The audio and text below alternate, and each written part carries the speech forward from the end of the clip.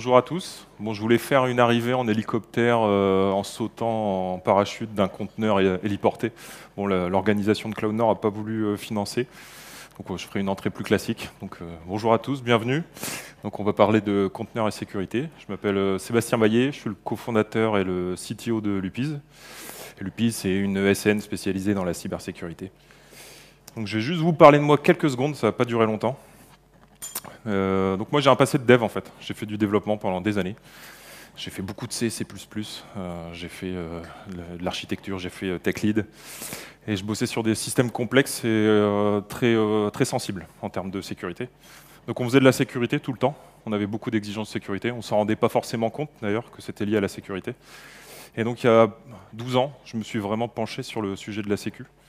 Et je me suis découvert une passion pour la sécu. Donc aujourd'hui, je fais toujours les deux pans. Je fais de la sécu et tout ce qui est autour du dev. Et donc je fais aussi des activités de pentest. Et voilà, c'est pour ça que ces deux sujets, conteneurs et sécurité, qui me tiennent à cœur. Bon, je pense que je vous apprends rien quand je vous dis qu'un cluster Kubernetes, c'est un environnement mutualisé. Vous êtes-vous déjà posé la question de savoir ce qui se passait si un attaquant prenait le contrôle d'une application que vous avez déployée dans le cluster? Donc si un attaquant prend le contrôle de votre application, en fait, il va être capable d'attaquer potentiellement les autres applications déployées dans le cluster en lui-même, l'infra qu'il y a derrière, les bases de données. Donc c'est pour ça qu'il faut faire attention et mettre en place des choses qui vont faire que votre application ne devient pas un risque supplémentaire pour les autres. Et donc pour ça, on va voir un certain nombre de points. Donc on va voir les bonnes pratiques sur la construction des images et sur l'utilisation des conteneurs. On va voir comment on fait pour continuer à bosser une fois qu'on a durci les images. Ça va changer certaines habitudes. On va parler très rapidement de patch management. Et enfin, je vous parlerai de quelques outils qui peuvent être utiles pour assurer la sécurité dans les clusters. Donc, des bonnes pratiques concernant la création d'images et l'utilisation des conteneurs. Donc, globalement, tout ce qu'on va faire, on va se placer dans le cas de comment gêner l'attaquant une fois qu'il a pris le contrôle de mon conteneur. Donc ça va être toujours ce cas-là, comment je vais faire pour le ralentir au maximum pour pas qu'il puisse étendre l'attaque au reste du cluster. Donc il y a sûrement une règle dont vous avez déjà entendu parler, enfin j'espère, c'est qu'un conteneur ne doit pas tourner en route. Donc pourquoi il ne doit pas tourner en route? En fait, on verra plus en détail après, mais le process qui tourne dans le conteneur, en réalité, il tourne sur l'hôte. Hein, il est juste isolé avec quelques principes d'isolation. Mais il tourne avec le même utilisateur du point de vue de l'hôte que du point de vue du conteneur.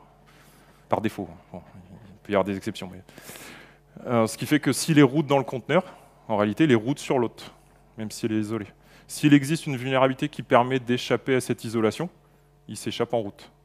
Donc on veut pas, on veut éviter ça, on veut que l'attaquant ait exploité deux vulnérabilités finalement, une pour s'échapper et une pour faire une élévation de privilège. Il y a un autre élément, c'est que du point de vue de l'intérieur du conteneur, si l'attaquant qui a pris le contrôle de l'application, si l'application ne tourne pas en route, si l'attaquant arrive à exécuter des commandes depuis l'application, ben, il ne va pas les exécuter en contexte route. Donc du coup, il aura moins de capacité, il aura moins de possibilités. Il ne pourra pas installer des nouveaux outils, par exemple. Et donc il y a le pendant plus récent de cette règle-là, c'est celle-ci, c'est un conteneur doit avoir le strict minimum de capabilities pour fonctionner. Aujourd'hui, une appli cloud native, en général, a besoin d'aucune capabilities. Mais vous allez me dire, qu'est-ce que c'est qu'une capabilities? Eh bien, avant 2002, le monde était divisé en deux catégories. Donc root qui avait tous les droits, et les autres qui n'avaient aucun droit. Donc c'était un problème quand un utilisateur non privilégié voulait faire une action qui demandait des privilèges, on était obligé de lui nommer tout, on n'avait pas le choix. Même si c'était de façon temporaire, donc avec sudo par exemple, mais on était obligé de tout lui donner. Donc depuis, à partir de 2002, on a saucissonné root, les droits root, on a un certain nombre de capabilities. Et donc en gros, aujourd'hui, à chaque opération privilégiée est associée une capability. Donc il y en a 39, je vais vous donner quelques exemples, on ne fera pas les 39. Donc il y a la capabilities setUID, donc qui est la capabilities pour faire des manipulations arbitraires du ID de process. Donc typiquement, c'est la capability qui rentre en jeu quand on va faire sudo. Cette GID qui est le pendant pour le GID des process. NetBind Service, qui est une capabilities pour se binder sur des sockets privilégiés, sur les ports privilégiés, pardon, binder des sockets sur les ports privilégiés. Donc c'est les ports inférieurs à 1024 par défaut. Donc, vous avez sûrement déjà dû faire un sudo pour démarrer un serveur web, par exemple. D'autres capabilities, bien sûr, il y a des capabilities pour manipuler les capabilities. Donc il y a 7 pcap pour modifier les capabilities d'un process, 7 fcap pour modifier les capabilities d'un fichier. Et dernier exemple, netrow, qui est la capabilities de faire des row sockets, donc qui est par exemple utilisé pour faire ping. Petite démo, alors j'espère que c'est... Non, c'est un peu petit. Hein. Attendez, je vais zoomer. C'est assez gros. Voilà. Donc, peut-être avez-vous connu une époque, il y a une vingtaine d'années, où pour faire ping, il fallait faire sudo. Vous vous êtes peut-être demandé pourquoi il ne faut plus faire sudo maintenant. Donc on va juste regarder où est ping. Voilà. Et en fait, il y a un petit utilitaire qui s'appelle getCap qui permet de voir les capabilities qui sont associées avec un fichier. Donc par défaut, en général, les fichiers n'ont pas de capabilities associées. Mais il se trouve que ping en a une. Vous pouvez regarder. Alors c'est peut-être pas toujours vrai sur toutes les distribs, ça dépend. Donc là, on voit que ping a la capabilities capnetrow par défaut. Donc dès que vous exécutez ping, il hérite de cette capability-là, même si vous ne l'avez pas, même si l'utilisateur qui la lance ne l'a pas. Donc si on pourrait l'enlever, bon, il se trouve que ping est extrêmement bien fait. S'il n'y a pas la capability, il arrive quand même à faire ping, parce qu'il va essayer d'autres méthodes pour le faire. Donc je ne vous ferai pas la démo de l'enlever pour vous montrer que ça ne marche pas, parce que ça risque de marcher. On peut essayer de binder quelque chose, donc ça vous parle netcat, c'est un petit utilitaire pour binder une socket sur un port et puis rediriger l'entrée-sortie vers l'entrée-sortie standard de votre shell. Je vais essayer de binder en tant qu'utilisateur non privilégié une socket sur un port privilégié. Donc je me fais jeter, c'est normal, je n'ai pas le droit. Donc ce que je pourrais m'amuser à faire, c'est ajouter la capabilities netbind service sur le binaire, sur le fichier du binaire NC. Il faut juste trouver où est NC parce qu'il est bien caché. Je me souviens plus.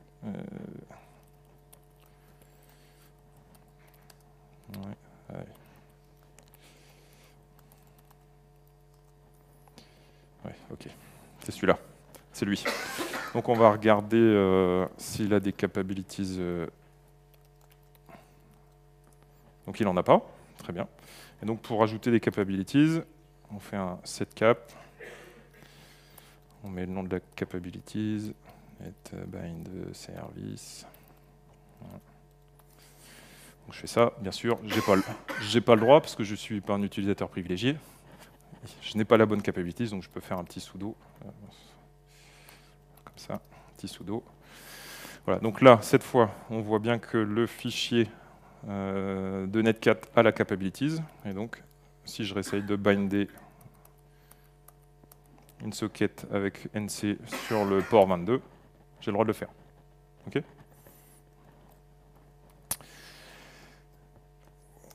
Voilà. Et donc, c'est quoi le rapport avec Docker ou avec les conteneurs? Il faut savoir que par défaut, les Docker et les autres moteurs de conteneurisation accordent automatiquement un certain nombre de capabilities aux conteneurs. Donc Docker, je crois qu'il en accorde 11. On peut retrouver la liste dans la documentation de Docker. Donc cette liste-là, on peut la surcharger au niveau de la conf du démon, ou on peut la surcharger au moment où on lance la commande pour démarrer un conteneur. Petite démo avec Docker. Donc si je démarre un conteneur donc de démo, voilà, pardon, ce sera mieux. Alors déjà, première chose, on peut regarder ce qui tourne dans mon conteneur. On voit qu'on ne voit pas les process de l'autre. Hein. C'est bien, c'est isolé, on en a parlé tout à l'heure, mais la confirmation. On peut voir les capabilities dont héritent les process. Donc il y a une commande qui s'appelle getPcaps. Je peux lui passer le PID d'un process, donc par exemple le process 1 bash, et je vois qu'il n'hérite d'aucune capabilities. C'est normal, puisque je ne suis pas un utilisateur privilégié. Par contre, qu'est-ce qui se passe si je fais un sudo voilà, je passe en sudo. Et je refais alors, j'ai un bash, donc je refais un PS. Voilà. Et donc, qu'est-ce qui se passe? Quel est le quelle est la liste des capabilities du process 18 que je viens de lancer. Voilà. Là, on voit qu'il y en a plus. Il y en a plus, mais il n'y en a pas 39. Vous pouvez compter, il doit y en avoir 11 ou 13, je ne sais plus. Et donc, c'est cette liste-là que fournit par défaut Docker, le démon Docker, à votre application. Et donc, on voit que j'ai la capabilities caption. Et donc, j'ai la capacité à faire la commande de change owner. Donc, je vais prendre un fichier au hasard. Voilà, le point profile. Donc, je vais changer le ownership de point profile. Je vais mettre user. Voilà. Et si je refais LL, donc on voit que maintenant, profile appartient à user, au groupe user. Okay, donc j'ai le droit de le faire. Super. Donc je vais refaire la même commande. Bon, je vais démarrer en route directement. Et je vais lui demander de drop la capabilities shown. Voilà. Donc si je refais mon get pcaps, donc là on voit que le premier n'est plus caption, donc j'ai perdu cette capability là. Donc si je essaye de faire à nouveau un caption, alors je suis dans user, ok, donc, de point profile, et ben je me fais jeter. Je suis root, mais j'ai pas le droit de le faire. Ok? Ça va?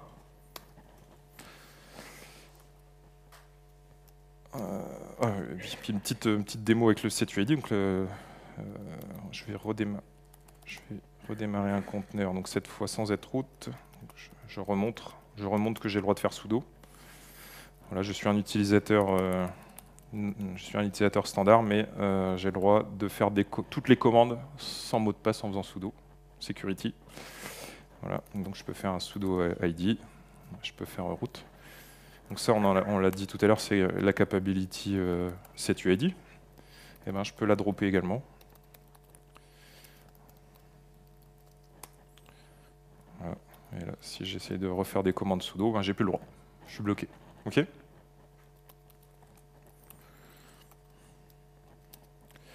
Donc on peut bien sûr faire l'équivalent de Kubernetes, hein. On peut dropper des capabilities. Donc ça se fait au niveau du contexte, du security context. Donc là, par exemple, je drop les capabilities que je viens de montrer, NetBind Service et setuid. Bon, en général, les applications, une vraie application cloud native, elle a besoin de rien. Souvent. Bon, bien sûr, toutes les capabilities n'amènent pas le même risque. Donc il y en a qui sont très dangereuses. Donc ces 5-là, les 5 que je montre, c'est game over. Si un attaquant met la main dessus, il va pouvoir sortir du conteneur, il va pouvoir passer route. Okay, donc ces 5-là, c'est interdit. Donc soit on doit renforcer pour que ces capabilities-là ne soient pas accordées au conteneur. Il y en a d'autres, je ne vous fais pas faire la liste, il y en a 39, qui sont plus ou moins dangereuses. Donc, je vous ai mis un petit lien vers le site Actrix, donc qui explique ce qu'on peut faire avec les différentes capabilities. Alors du point de vue de l'attaquant, hein, c'est orienté offensif. Donc ça explique finalement le danger de la capabilities et comment l'exploiter. Une autre chose très importante, bien entendu, c'est la notion de golden source. C'est l'image que vous utilisez comme base pour faire vos propres images, mais elles doivent être de confiance. Donc, dans une organisation, les images de base doivent être construites et maintenues par votre organisation. Et au pire, allez chercher que des images officielles, taguées officielles dans les registries plutôt connues, pas dans une obscure registrie. Une autre chose qui est vachement importante, c'est les images elles doivent contenir que ce qui est nécessaire. Ai-je vraiment besoin d'un package manager dans mon image de production? Ai-je besoin d'un shell dans mon image de production? Est-ce que mon application a un besoin pour fonctionner? Normalement, non. En général, non. Et donc, il faut tendre vers ça. Il faut tendre vers des images minimalistes. Donc, pas de shell, pas de package manager, pas de compilateur, bien évidemment. Et rien que ce qui est nécessaire pour faire fonctionner l'application. Bon, je ne sais pas si vous connaissez tous le multi-stage build, mais si vous aviez l'habitude de builder tout en une seule image, à partir d'une image, par exemple une image avec un compilateur comme une image JDK, effectivement on ne peut plus le faire dans une image minimaliste. Il faut le faire avec un multi-stage build, donc un petit exemple de multi-stage build. C'est des Dockerfiles où il y a plusieurs from. Donc un premier from où on va faire finalement notre étape de build, donc on part d'une image JDK, On va injecter les librairies, on va compiler. Et puis un deuxième from, donc là on part d'une image distroless, j'y reviendrai après. Et on va injecter le jar résultat qu'on a nommé. Hein, je peux pas highlight. Bon. Donc on a nommé la première étape builder, et donc on peut faire un copy from builder de notre jar dans la nouvelle image. Donc Distroless, c'est une série d'images qui sont faites par Google et qui sont minimalistes. Donc ils vous proposent des images Java, Python, Node, et puis des images statiques, vides, donc pour des applications en Go ou en Rust qui compilent tout de façon statique. Et donc du coup, on a vraiment des images très minimalistes, beaucoup plus petites. Voilà, donc Distroless, j'en ai déjà parlé. Et il y a une autre, il y a ChainGuard qui propose aussi des images très intéressantes. L'avantage de ChainGuard, c'est qu'ils vont très loin, ils ont une gamme d'images extrêmement vaste. Vous allez trouver toutes les technos qui existent. Il y a un inconvénient, c'est que c'est pas franchement open source et que c'est payant et c'est assez cher. Donc les conteneurs doivent être en lecture seule. Voilà, le système de fichiers du conteneur doit être en lecture seule. Les volumes, c'est pareil. On est toujours dans le même objectif, hein. Freiner l'attaquant. L'attaquant qui a mis les mains dans le conteneur, il ne faut pas qu'il puisse télécharger des binaires qu'il trouverait sur GitHub ou je ne sais pas où pour pouvoir étendre l'attaque. Voilà, il ne faut pas qu'il puisse télécharger Nmap, qui est un scanner de réseau, pour scanner le réseau. Donc, tout en lecture seule. Quand on peut, encore une fois. Oui, je vous fais une petite démo pour vous montrer que lecture seule, c'est vraiment lecture seule. J'avais oublié. Et démo.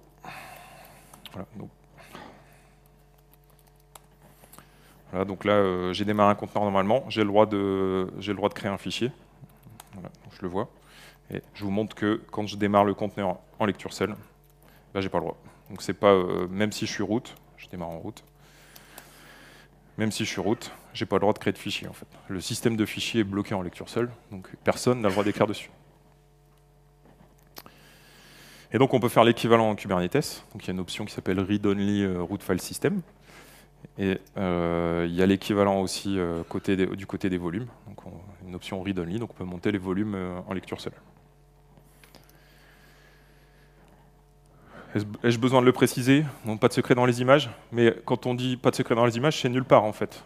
C'est pas juste dans le système de fichiers résultat de la compilation, c'est dans aucun layer et pas dans les métadatas.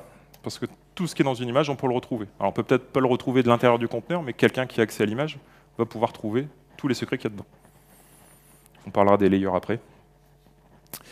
Donc j'ai parlé d'enforcer des policies, donc pour par exemple ne pas ajouter les capabilities qui sont dangereuses. Donc voilà un outil qui s'appelle Gatekeeper qui permet vous pouvez définir des policies et les enforcer. Donc si quelqu'un essaie de créer un pod ou un déploiement qui ne respecte pas les règles, il se fait jeter. Voilà.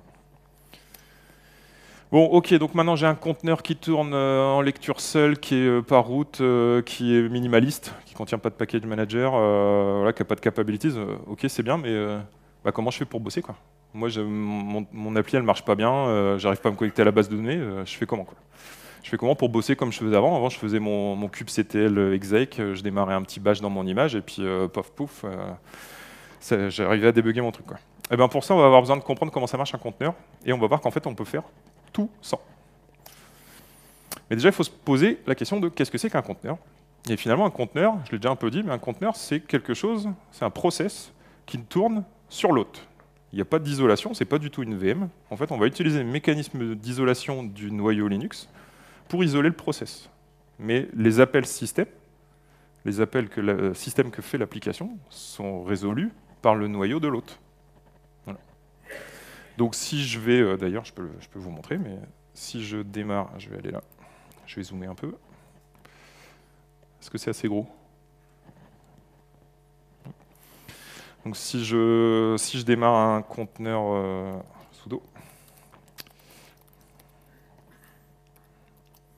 si je démarre un conteneur démo, et que je fais la fameuse commande nc, je crois qu'il faut que je fasse sudo. Et ici, donc là je suis sur l'hôte en bas, hein, et si je fais un ps et que je cherche nc, je le vois. Ok, l'avant-dernière ligne. Ok, je peux aller le killer d'ailleurs, en route, j'ai pas de problème. D'accord, donc c'est vraiment une isolation logique, quoi. Et donc, il y a un certain nombre de mécanismes qui sont utilisés pour faire cette isolation. Je pense que vous connaissez chroot, ça existe depuis les années 70, donc c'est pour faire de l'isolation au niveau du système de fichiers. Un système de fichiers, il faut voir ça comme un arbre. Et chroot, ça permet de changer la racine, donc mettre la racine pour un process donné, mettre la racine à un sous-arbre de l'arbre total. Il y a la fonctionnalité de cgroup, donc ça c'est Google qui a fait ça en 2006. Et cgroup, c'est pour faire de la limitation d'accès aux ressources. Donc c'est pour limiter, pour qu'un process ne puisse accéder qu'à 0,2 CPU, à 150 Go de RAM par exemple. Et enfin, il y a la notion de namespace. Et les namespaces, c'est là où on va voir après. C'est vraiment là où se fait l'isolation. Et on parle aussi des layers. J'ai déjà un peu dit, pas de secret dans les images, et nulle part. Et c'est quoi une image? Une image, c'est un ensemble de layers qui contient un certain nombre d'informations. Une image, c'est constitué de layers qui sont immuables. Et un conteneur, finalement, quand il n'est pas read-only, on fait juste que rajouter un dernier layer dans lequel on peut écrire. Et c'est quoi un layer? Le layer, c'est le résultat d'une commande d'un Dockerfile. Donc il y a certains layers qui contiennent des fichiers, puis d'autres qui contiennent rien, des informations pour le conteneur. Et donc, le conteneur, lui, il a accès au résultat de la somme des layers. Si dans si je prends l'exemple ici, si dans la deuxième commande, j'avais fait run et j'avais fait une commande run avec un secret quelconque, j'avais créé un fichier qui contenait un secret, et que dans la commande d'en dessous, je supprime ce fichier, mais en fait, mon secret, il est dans le layer 2. D'accord? Donc effectivement, mon conteneur n'aura pas accès au fichier avec le secret. Par contre, si je récupère l'image, je peux, c'est l'image, je ne sais pas si vous êtes venu à la présentation de Ludovic Chambaud sur Gib il y a quelques minutes. Un layer, c'est jamais une archive, c'est un tar. Et chaque layer est lui-même un tar. Et en fait, on peut tout décompresser et récupérer tous les fichiers. Donc, je peux récupérer le secret. Donc, on fait attention. Voilà. On fait attention à ce qu'on met dans chaque layer. Un petit outil qui permet de regarder un peu, donc pareil, si vous avez vu la présentation de Ludovic, ça sera une redite. Un petit outil pour regarder ce qu'il y a dans les images, c'est Dive, qui permet de plonger dans les images. Non, il faut faire sudo, toujours pas. Un bel outil en ligne de commande. Je vais peut-être devoir dézoomer, parce que vous n'allez pas réussir à lire sinon. Et donc lui, il remonte toutes les infos sur les métadatas et sur les layers et sur les métadatas des layers.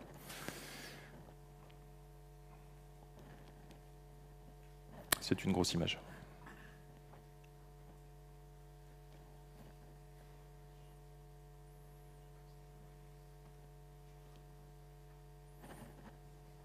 C'est quand même très long.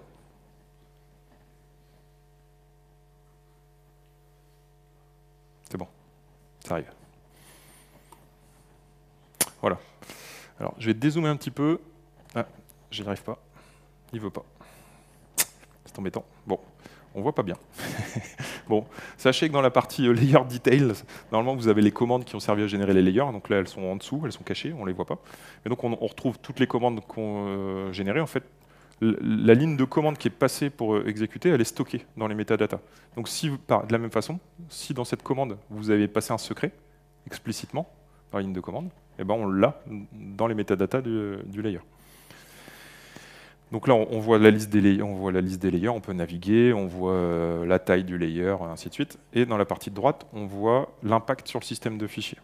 Et donc, on voit en jaune ce qui a été modifié, en vert ce qui a été ajouté, en rouge ce qui a été supprimé.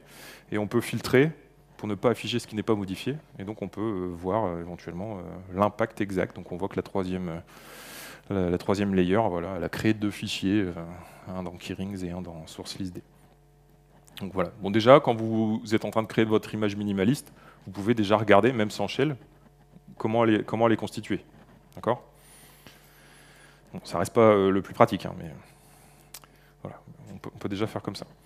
Les namespaces. Donc c'est là où vraiment l'isolation va arriver.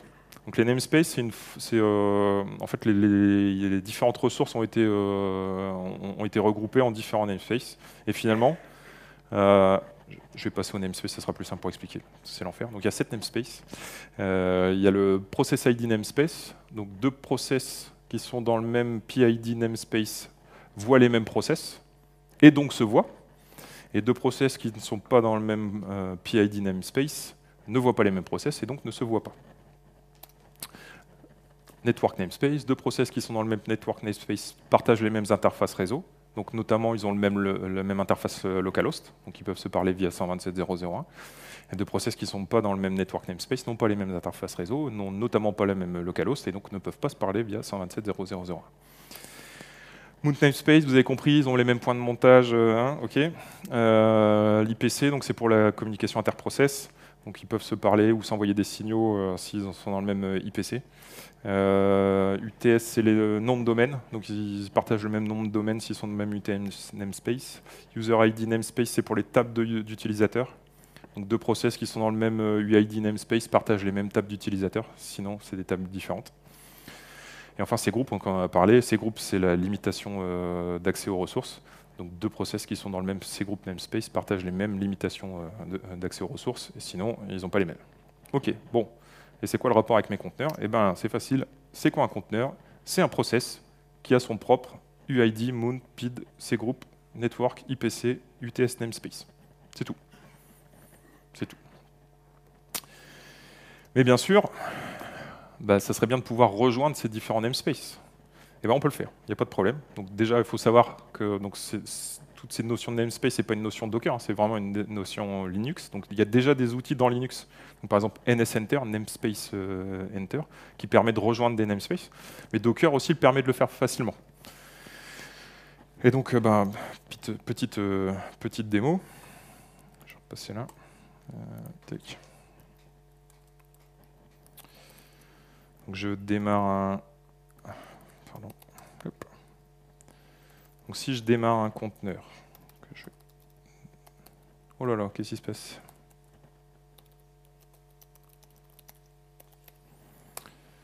Je démarre un conteneur démo, je démarre un autre conteneur.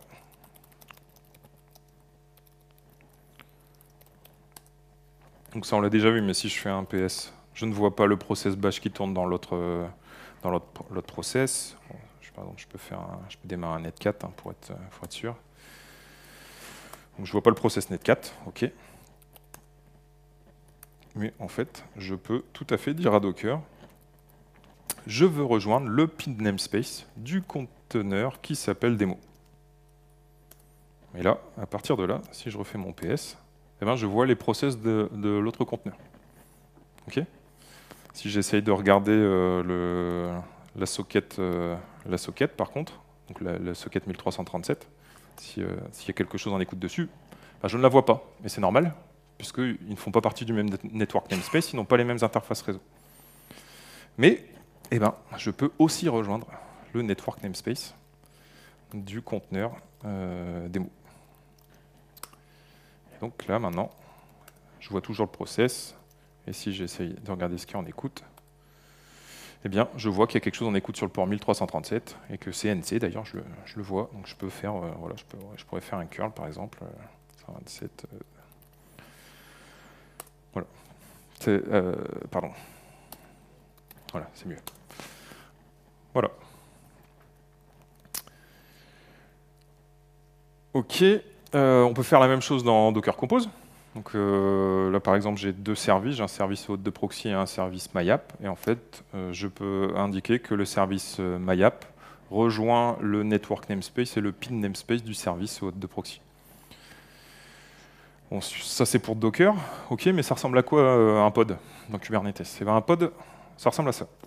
Donc tous les conteneurs, donc un pod, hein, c'est l'unité atomique Kubernetes, et dans un pod, il peut y avoir un ou plusieurs conteneurs. Donc, dans un pod, tous les conteneurs partagent le même network UTS et IPC namespace. Par contre, ils ont leur propre PID, cgroup, Mount et UID namespace. Donc ils ne se voient pas. S'ils ont fait un PS, ils ne se voient pas. Par contre, ils peuvent parler via localhost.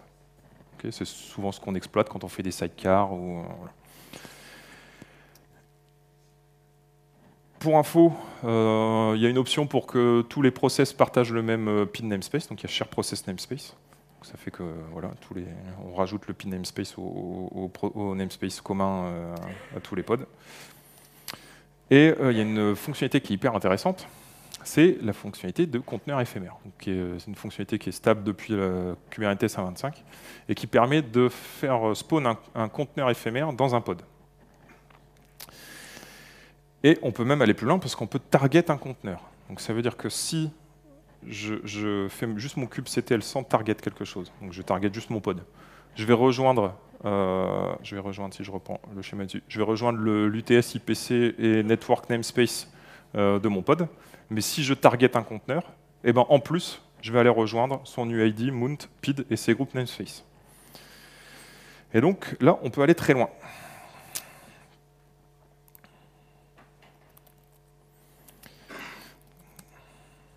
C'est bon, j'ai pas de problème de réseau. Et donc, voilà, j'ai un truc qui s'appelle Cyber Academy Back. J'aimerais bien démarrer un shell comme je fais avant pour débugger quelque chose dedans. Hop.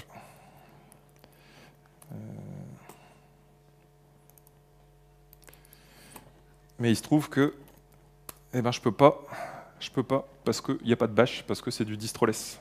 Je suis embêté, il n'y a pas de bash, il n'y a pas de shell. Je vais utiliser ce qu'on vient de voir avec tous les namespaces. Et en fait, je vais plutôt faire un kubectl debug. Je me souviens plus de la syntaxe, si c'est ça, voilà, c'est bon. Donc là, je vais lui dire, lance un conteneur éphémère Ubuntu 24.04 par exemple, dans le pod Cyber Academy machin, et target. Donc c'est là où je vais faire target le conteneur Cyber Academy qui est dans le pod Cyber Academy Back, et lance le process bash. Et donc là, il lance un process bash de l'image Ubuntu 24.04, mais il a rejoint tous les namespaces de mon conteneur Cyber Academy Back. Et donc si je fais un PS, je vois mon appli Java qui tourne dedans. Super. Je peux regarder quel port est en écoute. Ah ouais, sauf que j'ai une Ubuntu, il faut que j'installe. Je suis désolé, j'espère que je ne vais pas avoir de problème de réseau. Ça va pas être trop long en tout cas.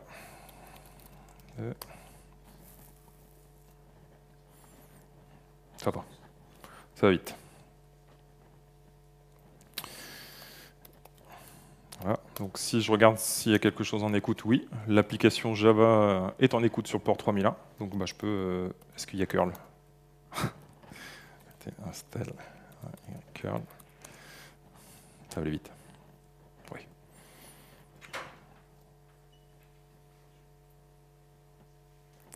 Voilà. Et donc je peux faire un curl en localhost sur le port 3001. Ok, ça fonctionne. C'est cool, mais je peux encore aller plus loin. Parce que je peux avoir accès au système de fichiers de l'autre conteneur. Et ça, c'est fort. Donc en fait, comment on fait ça? On regarde le PID du process de l'autre conteneur, donc c'est 1, forcément. Enfin, pas systématiquement, mais en général, c'est 1. Et donc, je peux aller dans proc /1/root et je suis dans le système de fichiers de l'autre conteneur. Et tu pourrais chroot dans l'autre, oui. Et en fait, voilà, si on cherche dans Workspace App, on va voir mon point jar qui est lancé dans l'autre application. Ok. Donc en fait, finalement, j'ai pas de shell, mais c'est pas grave, je peux faire comme avant.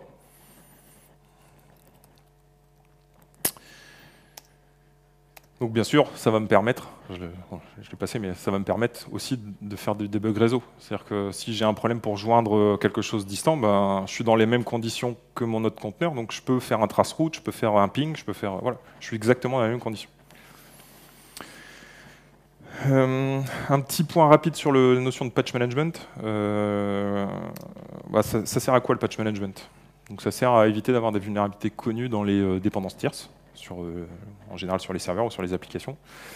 Sauf qu'on voit bien qu'avec les conteneurs, on va avoir un problème. Déjà, par essence, un conteneur, c'est jetable.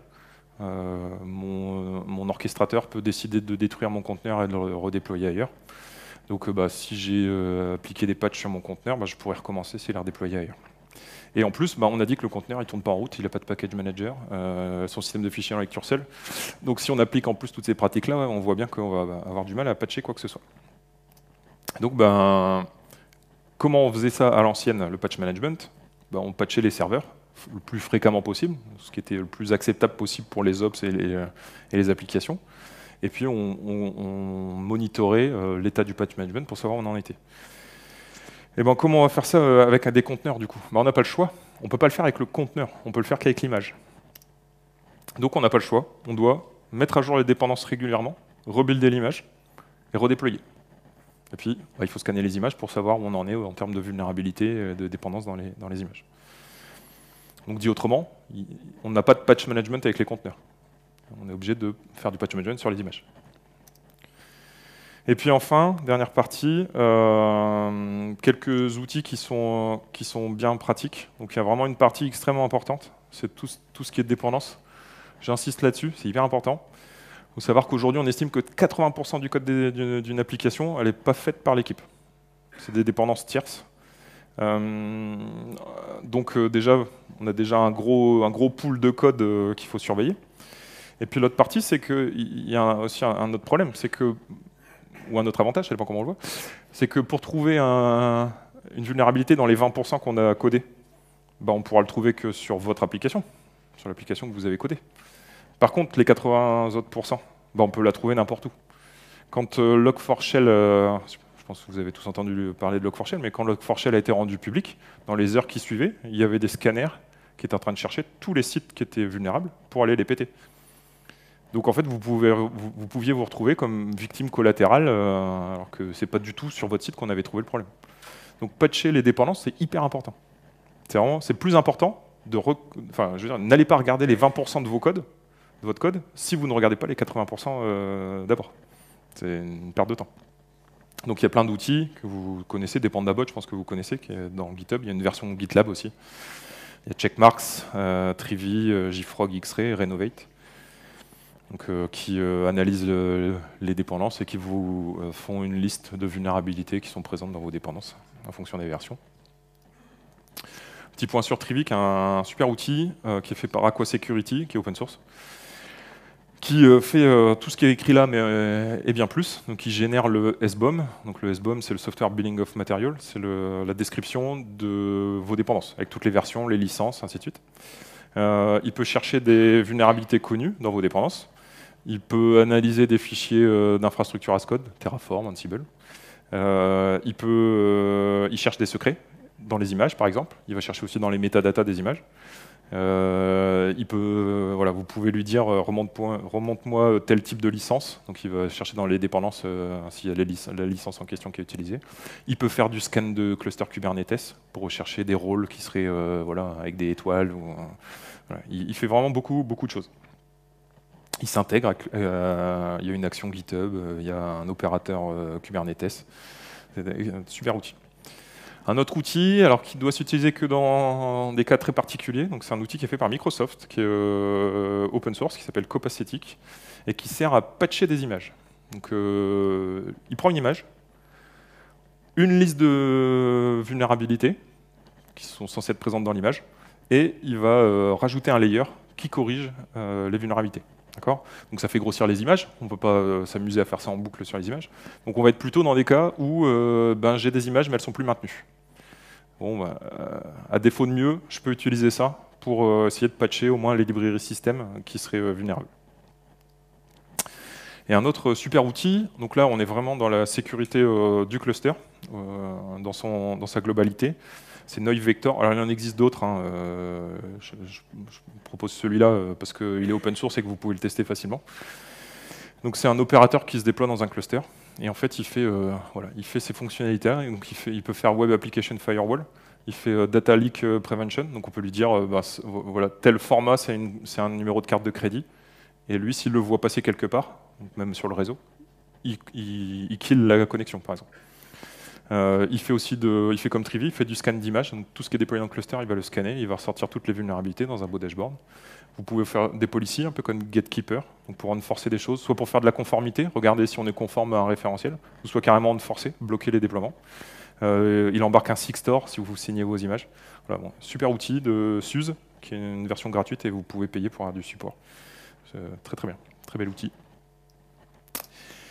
Et enfin, dernier point extrêmement important, bon, je pense qu'aujourd'hui, quand même, beaucoup de monde le sait, j'espère, c'est qu'en fait, il n'y a aucune isolation au réseau par défaut dans les clusters Kubernetes.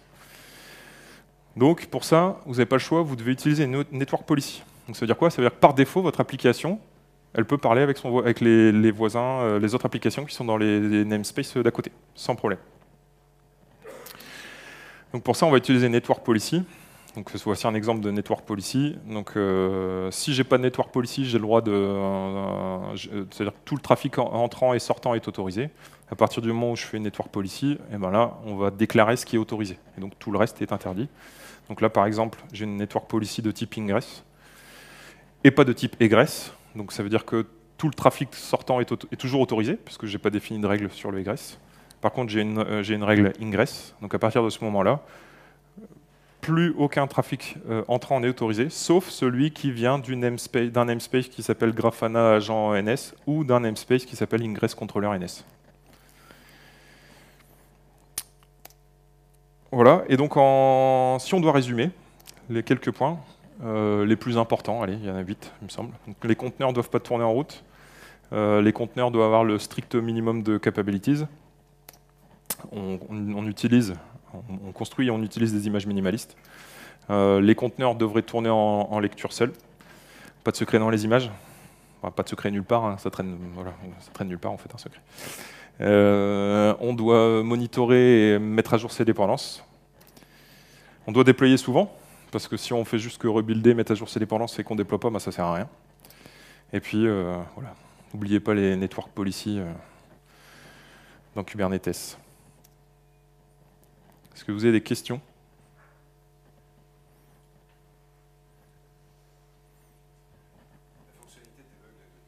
Ouais. Tu partages les namespaces, mais tu n'as pas forcément les mêmes capabilities. T'as pas forcément les mêmes capabilities, non. Ouais. Non, c'est vraiment que les namespaces. Est-ce que vous avez d'autres questions? Oui.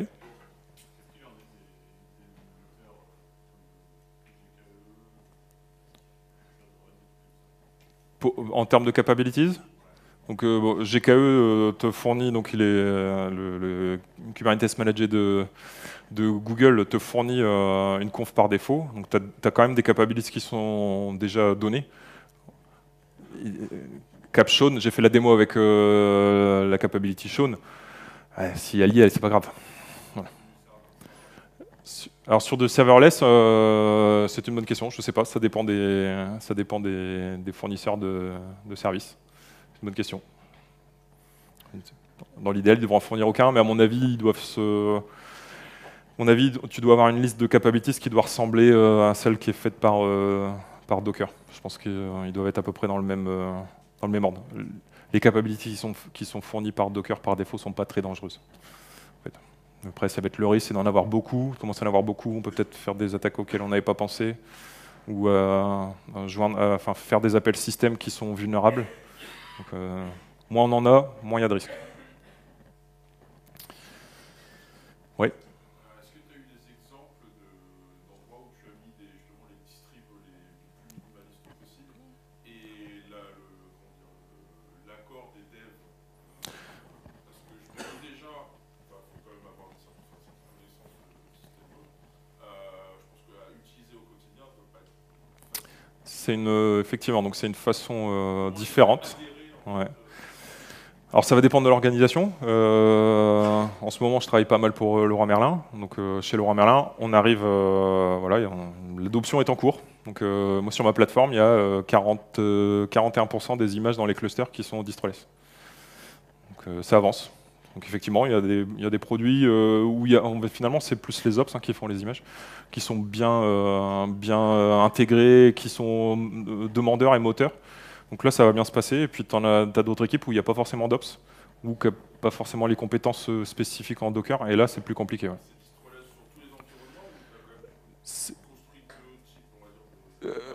Non, alors c'est distoless sur tous les environnements, mais sachant que distoless te fournit des images debug. Donc tu peux avoir des images avec une BusyBox intégrée, en fait. Donc tu as un shell dedans. Donc on peut utiliser l'image debug en dev, c'est pas forcément embêtant. Oui.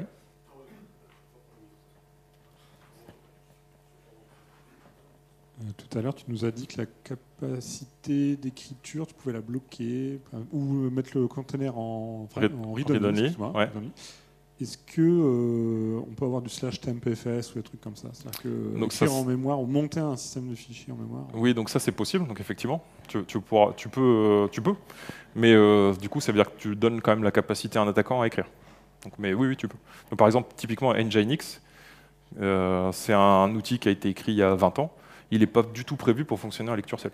Donc, le premier truc qu'il fait quand il démarre, c'est qu'il crée un fichier PID. Donc lui, si vous voulez, vous êtes obligé de monter un tempfs. Si vous voulez tout bloquer, essayer de bloquer le maximum de choses, vous démarrez votre conteneur en lecture seule et vous mettez un volume tempfs dans lequel on aura le droit d'écrire Nginx, juste pour ça. Mais ça veut dire que du coup, l'attaquant, s'il arrive à à prendre le contrôle du Nginx, il va pouvoir écrire.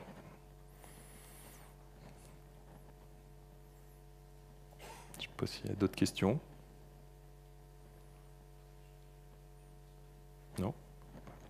Eh ben merci. Vous pouvez laisser un feedback, n'hésitez pas. Merci.